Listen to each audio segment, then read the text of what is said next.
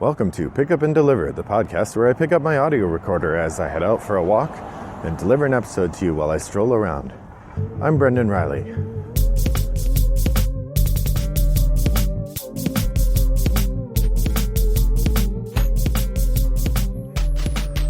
Well, good morning, listeners. It is Monday, October 26th, and I'm speaking to you as I go for a walk on a pretty gloomy mid-October day. It's kind of chilly in the low 40s Fahrenheit, which is, not unusual temperature for this time of year. I probably should have worn a jacket, and I didn't, but I'll have to keep a good pace to keep myself warm. On the ground, the leaves are all orange, which is kind of fun. We got the autumn feeling here. We have about a week till Halloween. It's this coming Saturday, and our lawn is looking reasonably spooky. So I was thinking about spooky themes, and I know that I've done a creepy games episode before, but I thought I would share a spooky tale and then the episode. If you read the Blue Peg Pink Peg forums, which I know a lot of you do, you'll have seen this already because as part of that group, I started being in charge of doing the Monday What Did You Play? Once a month I get to post What Did You Play? And this month I did Tell Us Your Spookiest Game Story or Your Chilling Tale of Gameplay. So this is the one I offered. As you all know, I've been rearranging my collection, and as this sort of thing does, right after I finished rearranging my collection, I got a new shelf. So then I had to rearrange it again and recatalog a bunch of stuff. The shelf that I found was a Kallax. One of my neighbors put it out on the curb, a 3x3 Kallax. I was like, what? Free Kallax? Nice. So I took that into the basement and put it in the shelving area and populated it, but I think it might be haunted because two things happened after I got it. One, actually three, I guess. One, I discovered a little bit of light mold on the bottom of one of my Star Wars Rebellion box. That's gross, not good at all. So I think that we did get a little water in the basement. I think a little bit seeped in the bottom of one of the bookshelves, which then got onto the box. Getting water is a very rare event in our basement, but next time that happens, I'm just going to have to clear out the bottom shelves until I'm sure that they're dry again. But, all right, so that was one creepy thing. And then because I'm now facing a lot of the boxes, as I explained last time, I got some Hugo's Amazing Tape and put that around some of the boxes to keep them from coming open. And then just this morning on the Discord, somebody said there are some boxes that you can't use Hugo's Amazing Tape on. It'll still stick. And I was like, what? After I did all that work? So, and all that happened after I got the Kallax. So maybe this extra Kallax was on the curb because it's haunted. The other thing that happened is I experienced a bit of a setback in my goal to reduce my collection size. Although not really a setback. It's more like a correction. So as I was going through my collection, moving things around, one of the things that happened is, because we had to go cube by cube to see which things I had moved around when I added the Kallax, my daughter would say a name of a game and I would look for it in the list to see if it had moved, and I discovered a not insignificant number of games that weren't in my collection list at all. What? And some of them were not surprising, like one of the ones I didn't have in my collection list was Boggle. I have a copy of Boggle. I've had it for years and years and years. I had it long before I was cataloging my collection in Board Game Geek. And I just had never gone in and clicked own on Boggle. So I had to do that, which then raises the number of games in my collection according to Board Game Geek, which is how I track it. And there were a few of those like that, but then there were a few games that absolutely should have been reflected in my Board Game Geek collection. And there were some that were marked pre-owned, which means I marked them when I ordered them, but then I never marked them actually into the collection. So I have a bunch of games that I've added. So now my collection actually looks much bigger than it was before. I'm going to be posting the update on the at the end of the month, the way I usually do, in the top of the stack episode. But just kind of a bummer to find myself working to reduce the size of my collection, and then suddenly my collection balloons by like 30 games, though it does then reflect more accurately how many games I actually have. That's the miscellaneous game news. Okay, on to the topic of the day. So we watched this movie, Extraordinary, this weekend, which is a comedy with touches of horror elements to it, about a woman with the power to talk to ghosts who has retired because she made a mistake when she was a child and her father got killed or something. It's unclear. But there's a kind of light comedy Exorcist idea to it, which reminded me, being in October, and that I haven't watched one of my favorite horror movies in a very long time, and that's The Exorcist. I think it's one of the true, really creepy movies. Even though I don't believe in any of the things in that movie, it still has a sheen of reality to it that is quite frightening, and makes it one of my favorite horror movies. So I thought I would do today, in an episode that I haven't done in a while, a Themestorm. As a reminder, a Themestorm is where I choose a topic for a game, and then I come up with a variety of different ways that someone might make a board game out of that topic. For example, in the past I've done Themestorms about Hamilton. I did one about Hamilton where I thought of a variety of different ways you could make a Hamilton game. So today is going to be The Exorcist. Now, I haven't read the William Peter Blatty novel, so I'm mostly thinking about the William Friedkin movie, which most people know anyway. But if you notice me forgetting important things out of the book, well, it's because I haven't read the book. So I thought of 3 different kinds of games you could make out of The Exorcist, and I thought I'd talk about each of them. The first and most obvious one seems to be some sort of dueling game, because at the center of the film is the duel over Regan's soul and the soul of Father Karras, the exorcist. Well, it's not the soul. I mean, it is the soul of Father Karras. The exorcist referred to in the title is this other guy who shows up. I can't remember his name. Played by Max von Sydow. He's the one who's in the title. But really the center character of the movie is Father Karras, like a local priest who brought in the exorcist and ends up having to take over the exorcism when the original exorcist fails. Sorry if I'm spoiling it for you, but it's not really a movie about plot.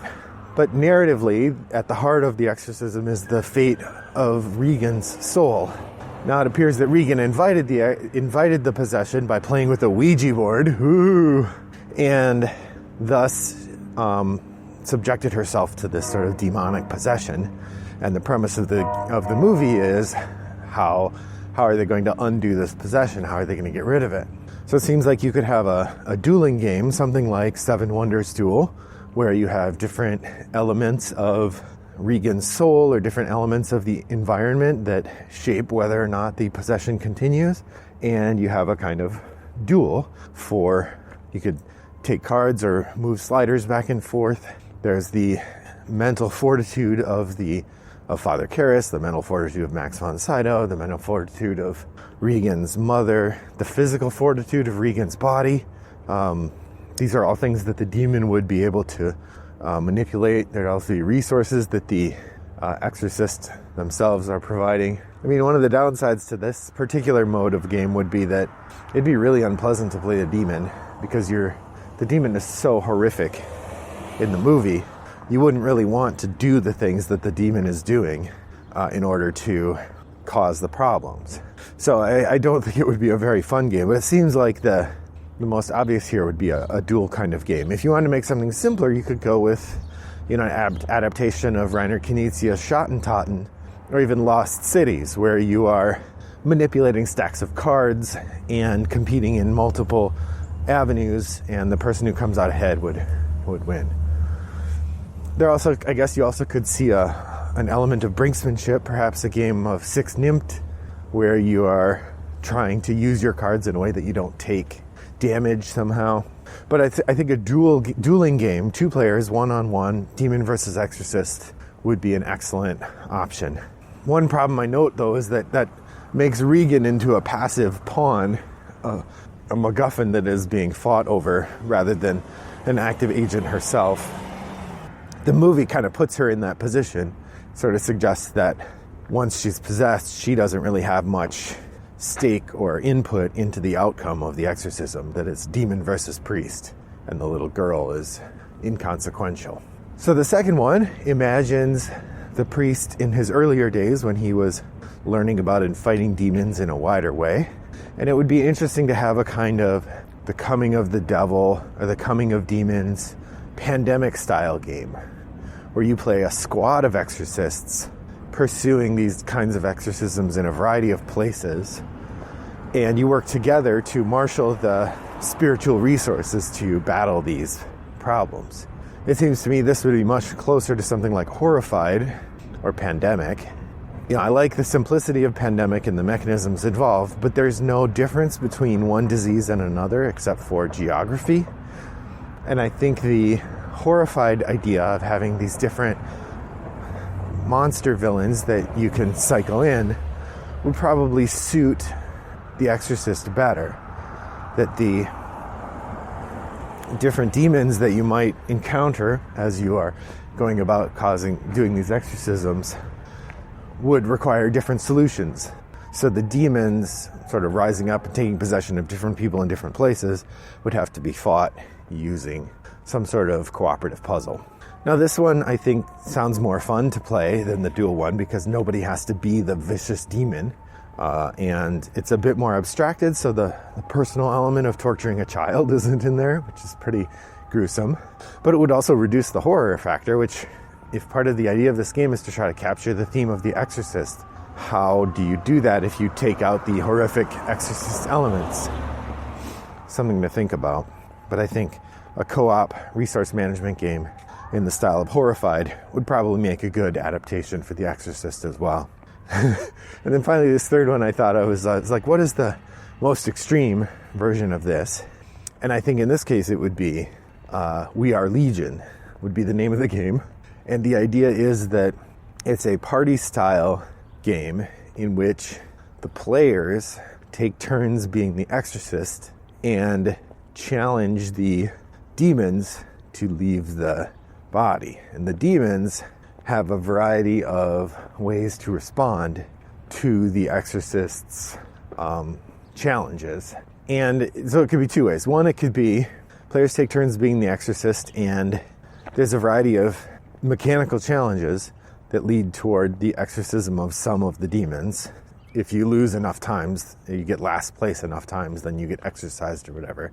But more likely what would be fun is a sort of Cards Against Humanity style or apples to apples style game where you have a variety of different things the demon might say that combine together to make for interesting challenges.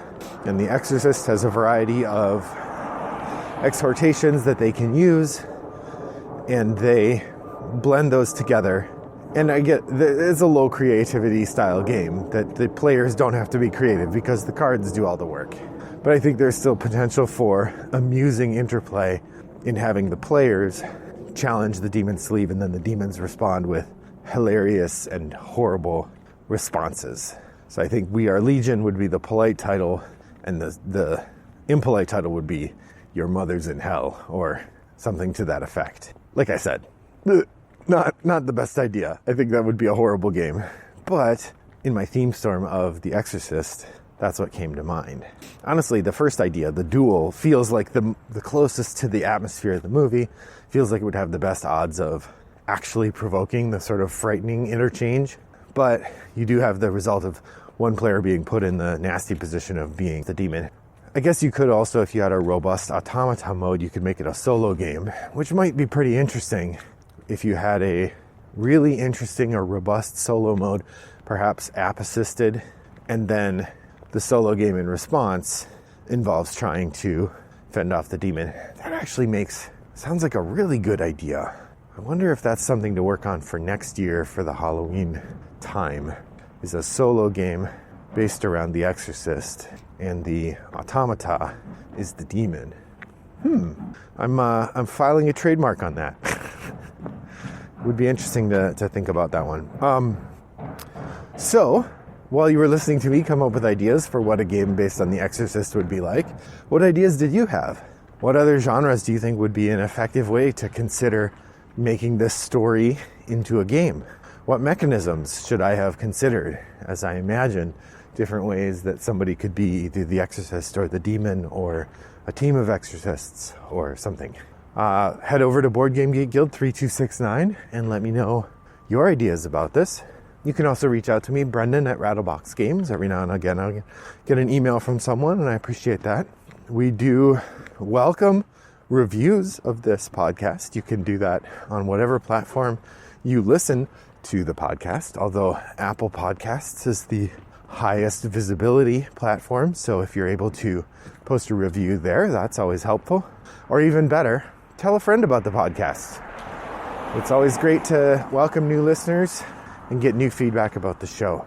I'm going to try to amplify my production schedule a little bit because I like to do 100 episodes a year and I'm a little behind the curve. Not much. I'm well on my way to finishing on time, but finishing season 3 on time.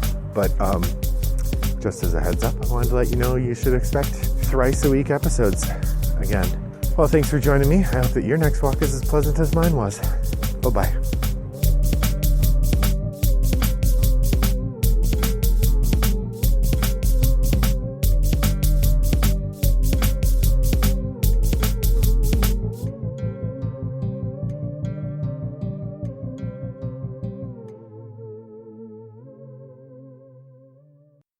Brought to you by Rattlebox Games.